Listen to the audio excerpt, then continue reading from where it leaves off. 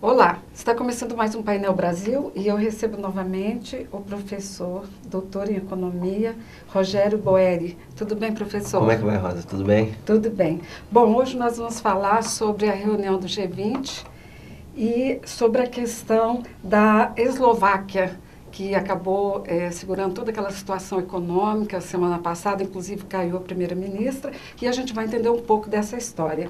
Então, vamos começar por essa história da Eslováquia. Claro. O que foi que aconteceu? Ela disse não, né? O que aconteceu foi que, para a aprovação desse fundo de resgate lá do euro, quer dizer, para ajudar os países que estão com dificuldade nas suas contas públicas, é preciso que todos os países da zona do euro aprovem a utilização desse fundo. Isso quer dizer que, por menor que seja o país em termos econômicos ou políticos, se ele votar não, para tudo. Para tudo. Então, tem que ter uma votação por unanimidade. Então, estava havendo uma disputa política na Eslováquia, e o que aconteceu foi que eles estavam querendo tirar vantagem, tirar algumas vantagens diplomáticas por serem os últimos, mas a escalada da disputa política parece que saiu um pouco do controle e eles tiveram esse problema de perder a primeira-ministra. Porque na realidade, né, professora, ela é a 37ª economia do mundo e na zona do euro é a 20ª. Quer dizer, que nessa relação, quer dizer, a força econômica é pequena. É um país que não tem uma economia tão forte e tem um peso tão grande, a gente às vezes fica sem entender por quê, mas aí agora com sua explicação ficou mais clara para a gente. Outra coisa é que vai ter a reunião do G20 e uma das exigências tanto dos Estados Unidos quanto do Japão é que seja colocado uma proposta imediata para sanar os problemas da zona do euro. Queria que o senhor explicasse para a gente. Porque a zona do euro, esses problemas desses países como Grécia, Irlanda, Portugal, Espanha, até mesmo Itália, que está se configurando um problema muito sério, ele pode afundar a economia mundial como um todo. Quer dizer, o problema é da zona do euro. Os países alguns países são insolventes e outros estão quebrados mesmo, como é o caso da Grécia, que mais ou menos ninguém discute que tem um problema que a Grécia não vai conseguir pagar. O Banco Central Europeu tem uma dificuldade muito grande, está botando muitos empecilhos para um default grego. A solução mais viável... O que é default? Por favor. Porque a Grécia tem uma série de compromissos que a comunidade econômica internacional não vê como ela pagar. Então, default é uma palavra, vamos supor, rebuscada para calote.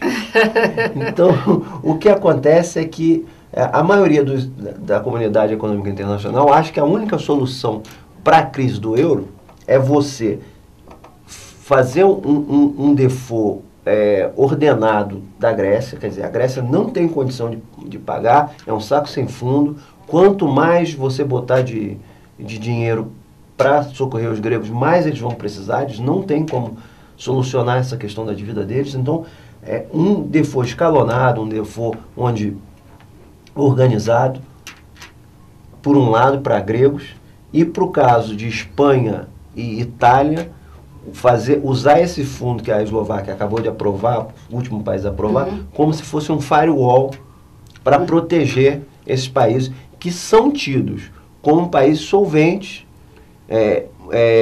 mas sem liquidez. Então, quer dizer, você separaria aqueles que não têm como pagar suas dívidas daqueles que teriam como pagar suas dívidas se o mercado tivesse mais amigável.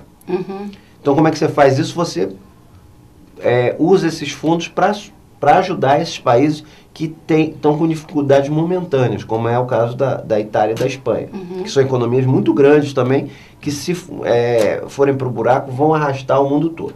Agora, o Banco Central Europeu está muito resistente, muito refratário a essa ideia de fazer um calote organizado, um default organizado.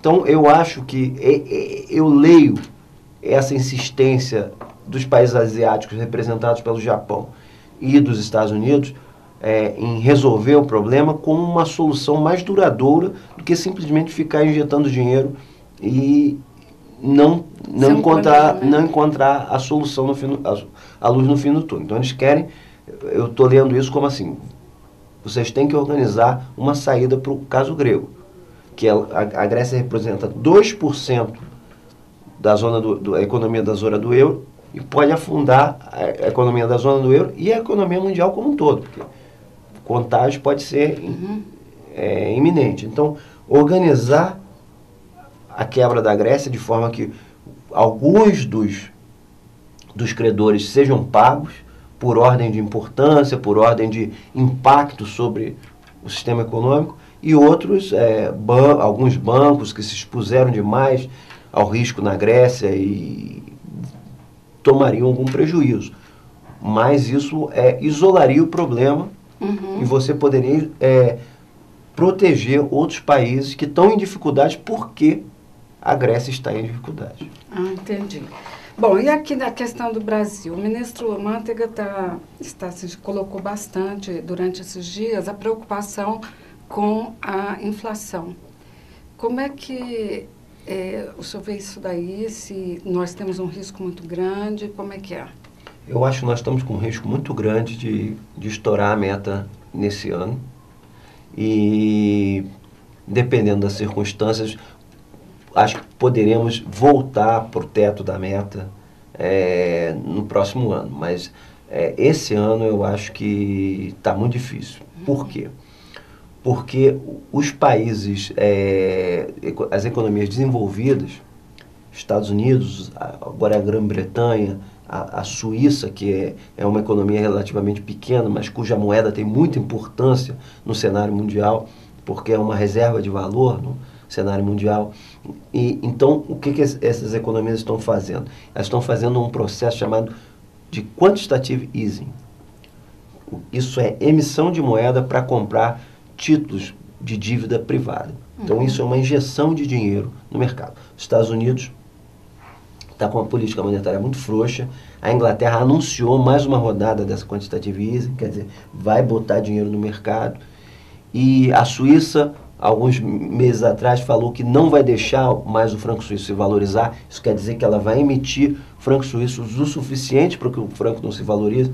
Então, esse aumento de liquidez no mercado provavelmente vai acelerar a inflação mundial. Quer dizer que não vai ser um problema só nosso. Que não vai ser um problema só nosso, mas que vai se refletir na gente.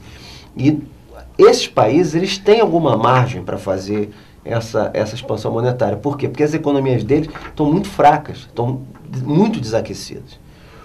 O problema no Brasil é que a gente vai pegar um cenário desse, um cenário que o Banco Central já sinalizou para a queda da taxa de juros, só que a nossa economia não está tão desacelerada. A nossa economia está crescendo, talvez não tanto quanto no ano passado, mas ela continua crescendo. O crédito está aumentando, a inadimplência caiu esse mês de novo. Então, quer dizer, isso é sinal que a economia não está tão desaquecida quanto se pensava. Então, nós vamos pegar esse cenário de expansão monetária mundial, nós também reduzindo a taxa de juros e a nossa economia aquecida. Então, esse ano eu acho que o nosso risco de estourar o teto da meta de inflação é alto. Então, o negócio está confuso, né, professor? Bom, professor, quero agradecer a sua presença. E até a nossa próxima semana para a gente continuar conversando sobre a economia do Brasil e a economia do mundo. Eu que agradeço, sempre à sua disposição. Muito grata.